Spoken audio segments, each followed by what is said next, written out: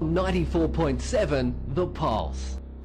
Welcome back to the final Siren. We've been covering a lot of GFL action. We've been covering a lot of other leagues, but we'll continue on the GFL path. Nice segue, Tigani. Well, it's interesting, Max. We did have Colac player on in one of our very first shows, and then we've kind of turned our back to the club for the last 3 months, and that's not really good, considering they're the only GFL club you've been watching the last 10 years. I watched the sides that they play against. Hey, good on you. And the grand final and a couple of finals added on to that.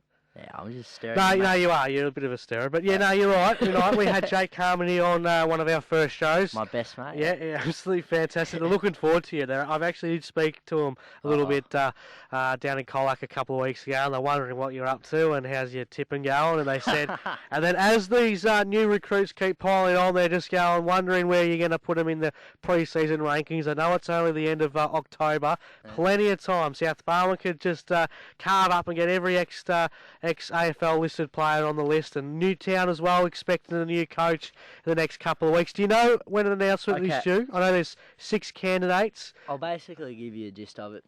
The players were given a meeting earlier last week. There will be 4 members of the committee who will conduct interviews. All interviews have been booked. Unfortunately, I'm not going to give you names, but I can confirm Aaron Greaves has pulled out due to a job offer he has taken at the Port Adelaide Football Club, and on behalf of the final Siren team, we must congratulate Greavesy. Fantastic Geelong personality, and half of the Port Adelaide buildings now filled with Geelong personality. Kenny Hinkley, Gary Hawkins still there, isn't he? Yeah, I believe. Or is it his job he's taking?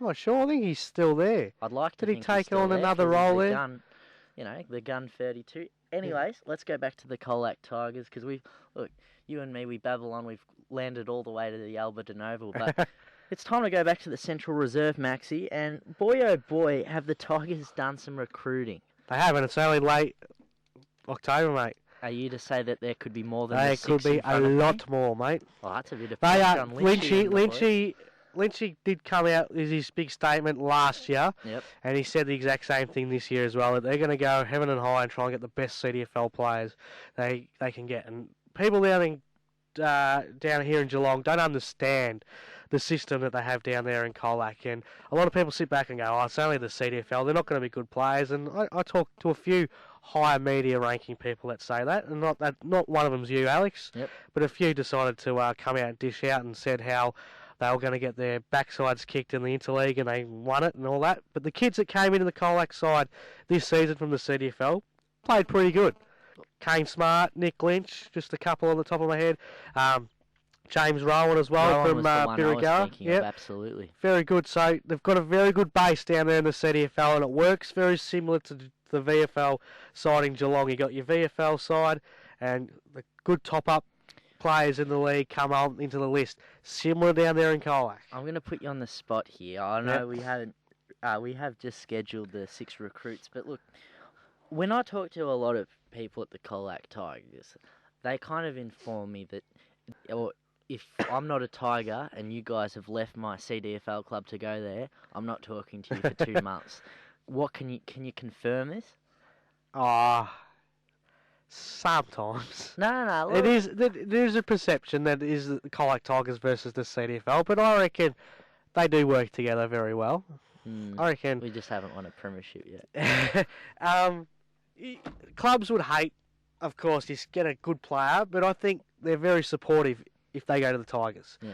I think as if it's the other way around, and you still got a bit of left in you, and you go to a CDFL club, it might be a little bit on the other end, but I think every time you hear a player that leaves a CDFL club, they go to the Colac Tigers, very supportive. And, the coach goes, it's sad to lose him. And there's a couple of clubs in the CDFL right now that are probably sweating on a few players. They invite a lot to come and pre-season train with them. A lot do it, not on the basis of playing with the Tigers. They just like to have a pre-season with a major league club. And, so that, I guess in a way, that sort of sums up the question, I think. Maybe a little bit, but I'd love to see a pre-season game between the Colac Tigers versus the CDFL. I reckon it'd be pretty good. But Central Reserve, yeah, it'll never happen. Facilities. Yeah, it never happen. Why wouldn't it never happen? They just won't do it. Why not? Because it just won't, Alex. I've suggested it a lot of times and it gets shoved down. And I think the Tigers and the CDFL, if that happened and the CDFL got them, they would have to swap, wouldn't they? All right. Well, I tell you what. Whether you're here or not, because I know you have many commitments on Sundays, that's why you've been absent some previous shows. Next Colac Tiger we have, whether he be a coach, an official, a player, or just a genuine supporter, I'm going to ask him that question. All right. Will we ever see a Colac Tigers versus CDFL potential interleague team? Well, when the CDFL weren't playing interleague, I thought it was a good option. But now, since they're back playing in it, maybe not. But I just thought just a chance for the CDFL boys to, the best ones out of the pack get to play the Colac Tigers and, I get to see. But no, they've been on a very good recruiting campaign at the moment.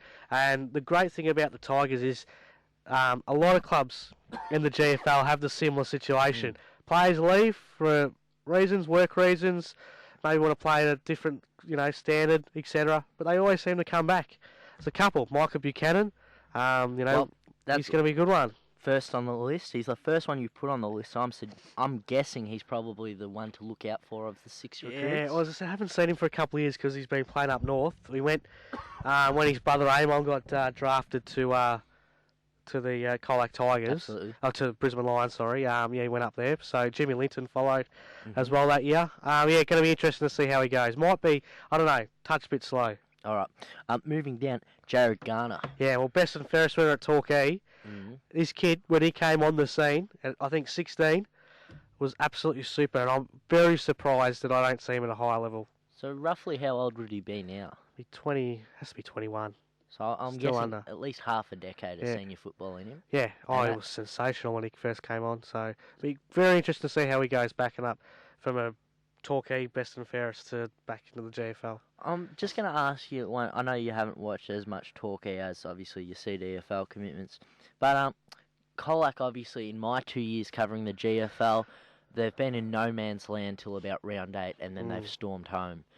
Are these guys, like Jack Dyer used to say, March champions? Can they spark something up earlier in the year? Well, I reckon it's sparking up now, mate. I reckon there's a real buzz about it all of a sudden. A lot of talk. Normally you don't hear Colac going on a recruiting spree, but they're not really. These are just players that have come back and, the two Dare boys, they're coming back to the club that they originated from. So it's not like they've gone out and got a David Wojcinski or a Joel Corey or something like that. Not that there's anything wrong with that. I know, I'm not saying, but they've this is the first time they've probably added to their list some big name players, since probably Lockie Veal came back to the club as well. That was a pretty big recruit. But since then, Lynchy, probably a big name, but he's only a coach. So, it's just the buzz again, which is really good to see. They have a good couple of years. I think the finish as well of last year is just the excitement about it. Like, they were so close and probably deserved to play in the finals more than they did the year before. And then the buzz is back. Like Andrew Kelly that night at the Matheson said, we can't wait for next year now. Can you promise he's playing GFL next year? Yeah, all right, he'll play. He'll be there. You sure? He'll be there. Yeah, you better be there. I'm not speaking for him, but I reckon he will. He has to be. He's got to. Well, I'm not going to say redeem himself because I actually feel more for him than against him. But well, unfortunately, he lost the best and fairest count by 1 vote too. Oh, okay. Actually, look, I'm gonna be the dark horse in the room. I'm actually gonna say Kane Learson was my tip. Yeah, he was. And I think good he was very was deserving. And of course, He's made a name for himself across the leagues up in the Northern Territory. Yep. Later in the program, we'll go over what the local boys are doing up there. Still got 4 more recruits for these Colac Tigers. Look at this. Well, of course, you have to write in that handwriting, don't you? Yeah, dude, doctor's writing. Of course, we got Lukey Burnett, of course. That was my first guess. Boy. But if that's a very strange A, don't. Burnett. Yeah, Otway boy had a very good year for a side that finished on bottom, but very good leadership qualities. Just a tough, rugged player. Long hair, beard. What kind of position and build has he got? He's skinny. Yep. Runs all day. Play forward. Play midfield. Good overhead mark, and as I said, was a very outstanding player for a side that finished on bottom of the ladder. So realistically, he could be like a Bradley Circuit going to Grovedale. He's from that struggling side. Yeah. He hasn't, lost his temper. He's just kept at it. Won the best and fairest too this year at Otway. At Otway, yep. So, and he returns. He was former Colac Tiger too. So, One to look out for now, Dan Jeffries. well, I'm not 100% sure, but ex-skipper, I think he returns overseas. I've put him down. I think he'll be back. Well, So be Newtown good. and Chilwell's in the same situation with Yeah. Jay Bett. They're back at the club, but as to whether or not they're going to play, Yeah, I let's gather find that out. he would be back at the Tigers. I think. Yeah, Big loss for season 2013. definitely. When you lose your captain for the Yeah. previous couple of years, yeah, definitely. He's one of those ones that, doesn't get the accolades as much. You know, he's not an outstanding 30 possession player. Lights the kinda ground and like us light. two, Yeah, really. he's just a solid player. Does a great teamwork, and he's just a great bloke too, Danny. I dare you to guess the next two. Yeah, the two Dare boys. Yeah. Yeah, well, Joe's going to be a big in for him, I think. Both had injury-plagued seasons this year, though. Mm. So, but Oh. Joe's going to be. That's a pretty big name, like to come back to the side, considering he's had success at Cobden, like winning the Maskell medal, and they played off in a grand final a couple of years ago. But fallout's been pretty bad down there at Cobden. Brad Salmon as well. He's gone to Simpson. He was a former captain at Simpson. I think he's gone back. Adam Courtney as well. They're losing a few. I think there's a Hickey that left. All of a sudden, it's funny because it could happen to any club. All of a sudden, got this light, and you think, oh, this is our premiership window, and then all of a sudden, Just like that. it just vaporizes like that. But nothing to say. Cobden are a fantastic club, and they'll get some good players to the club. Obviously, one's got background at the top level. How do you think they gel together? Same position players, different builds. Don't know. I guess you got to see first Yeah. day of pre-season, see what Lynchy wants them to do. Yeah. I guess. Well, you told They me won't be instantly put in the 22 though, mate. Mm. That's the thing. That's the good thing about Lynchy. about Lynchy, and look, I want to thank him and of course Matt Gibson. My first 2 years of the GFL, they've been great to talk to after the game for the Geelong Advertiser. I'm very interested to know, is it true? Because sometimes you like to tell a story, and some bits might not be true. Day one of pre-season when Lynchy took over. Yeah. He told them all to do an endless amount of laps and that I'm not here to be your friend, I'm here to be your coach. Pretty much. That's what I've been told. Well, who told you that? There's a few. I'm not Alright, going to yeah. name names because they might get Nevertheless, pointed out. say that's definitely true, and Yeah. I actually I like Lynchy as a coach, and I Yeah. reckon that could be true. Based on the form at the end of the year, does he then, try a new approach to the team at pre-season, or does he punish them more because they came so close, or because they just weren't ready in the first 8 weeks? I don't know. That's a good question, isn't it? Yeah. Did he come out and say, all right, I'm not your mate anymore? No one's in the side until round 1 get picked? I don't know, mate. I guess he'll sum up the situation. He'd be disappointed that they didn't make the finals. Yeah. Of course he would. But he knows why they didn't make the finals. They didn't beat South Bar in round 18 and they had a shocking start to the season. So if they made the finals, who knows what they could have done. That's it. So that's footy. And that's the beauty about GFL. There was 6 genuinely good sides this season. And St Albans gathering some momentum with Well, recruits. Max, St Mary's. We could have 8 or 9 good GFL sides next year. There's only 5 final spots. I think there's a bit of a gap between the top 2 based on where Grovedale's at now and South Bar and Yeah. where they've been at for the last 20 years. It's funny But- how you set a benchmark and other sides follow. No, I seriously believe from about 3rd till even about 10th, Yeah. there won't be a lot of No, games no, you're separating right. because Joey's will lift. I believe, the 2 Daniels who we talked about last week, they're gonna fill this key gap. Leopold, we've had Yeah. some rumoured signings. We're not And gonna say North it Shore yet. too, mate. You never know who takes charge there. Mm. All of a sudden might just go do a Grovedale. Well, I've heard a rumour that Zach Smith, who came runner-up in the best and fairest, he's got a fair few of his uni mates who have crossed over from, I think, country Victoria somewhere. They all want to get behind North Shore at this time of need. Yep. It's just a rumour I've heard as well. I've had 20 rumours this morning. One of them has just keeps texting me all day, Mr. Spider Brady. But there's a few. Big names are being pushed down at North Shore, but I guess until it's all confirmed, writing in the paper, I guess you can't. It's just all speculation, a bit like the Newtown position. I remember when that one first opened up, Pandora's box Yeah. opened up because we all know the players at Newtown have signed over the last couple of years. it could have opened up a window of many more sort of names. And there's a few names that have popped up. I'm not going to mention them, but you sort of go, huh? And then, the backstories and all that. Then you hear why their names have popped up, and it's like, oh yeah, I could see. Oh yeah, because he works for that person, and that person lives there. Oh, of course, you know.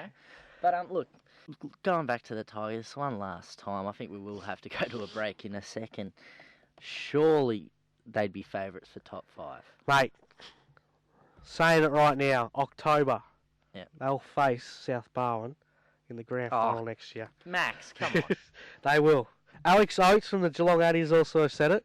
So that's 2, but we're both from Colacs. But I'm just saying. Well, I tipped them 5th last year. They will make it 5, and they'll make it well, and they'll play in the grand final. I tipped them 5th, and they were just so close again. As I said, there could be 8 or 9 sides, good sides next year. Yeah.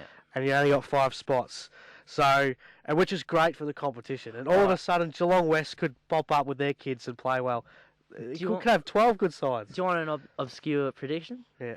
I reckon Colac Tigers next year elimination final, and the final margin's under a kick. Well, that's my prediction. They have to make the finals. All right. I think let's go to a break. Positive. But yeah, if you're listening to this on YouTube, send it to everyone around Colac, because I really like to spread Max's wisdom. He says over here that he's the mayor of Colac. I do not say I reckon that. If you go to Colac, no one knows who he is. But anyways, we'll go to a break. We'll probably be joined by Matt Gibbs. Who knows what's going on? There's so much news happening. Yeah, big story in the VFL, actually. Oh, yeah, we haven't announced the name yet, have we? No, we'll let Gibbsy do it. All right. This is the final Siren here on 94.7. The Pulse.